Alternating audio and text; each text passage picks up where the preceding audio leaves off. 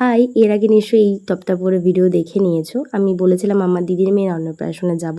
তো সেখানে যাওয়ার জন্য আমি আর মা সকাল সকাল রেডি হয়ে বেরিয়ে পড়েছি। আর এসে যথারীতি গাড়িও পেয়ে গেছি। গাড়ি করে আস্তে আস্তে আমরা পৌঁছে গেছি দীঘা। না মজা করছিলাম, দীঘা না, এটা হলো আমাদের চাকদা। ওখানে একটু বৃষ্টি হলেই জল হয়ে যায়। তো তারপরে ব্রিজ থেকে নেমে আমি টিকিট কাউন্টারে চলে গেছিলাম টিকিট কাটতে। তো যথারীতি টিকিট কেটে আমি চলে এসেছি ট্রেন ধরার জন্য, দাঁড়িয়ে আছি। আর আমার প্রচুর পরিমাণে ঠান্ডা লেগেছে, ওখানে গিয়েই মেনলি ঠান্ডাটা লেগেছে। তো বাড়ি এসে আমি ভয়েস ওভার করছি, জন্য আমার গলাটা এরকমই শোনা যাচ্ছে। তো এইদিকে তো বৃষ্টি হচ্ছে, আমাদের ওইদিকে বৃষ্টি হয়নি।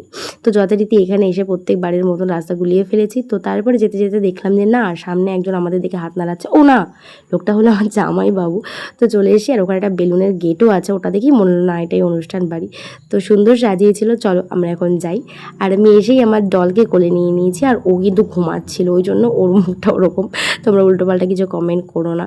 তো তারপরে আমরা চলে যাচ্ছি সকালবেলা খাবার খেতে, কারণ অনেক সকাল সকাল বেরিয়েছি, খাওয়া হয়নি।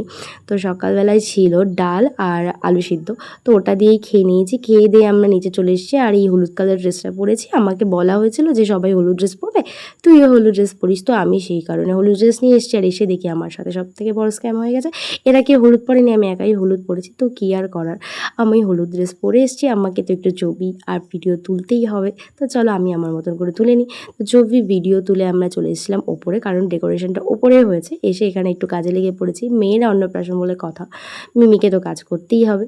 তো তারপরে এখানটা সবাই ওকে হাসানোর চেষ্টা করছিল, এখানে সবাই দাঁড়িয়ে আছে।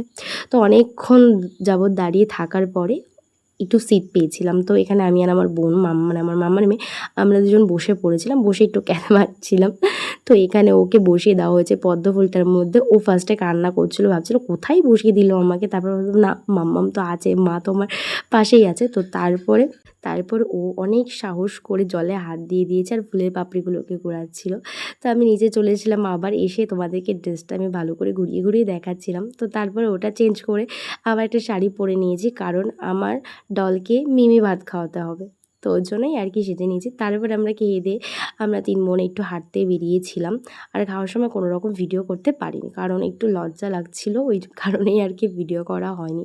তো ভাবলাম চলো খেয়ে দিয়ে একটু হেঁটে আসি। তো হেঁটে এসে আমরা ফটো তুলছিলাম। আর এই ভিডিওটা এই পর্যন্তই, বাই, দেখা হচ্ছে নেক্সট ভিডিও।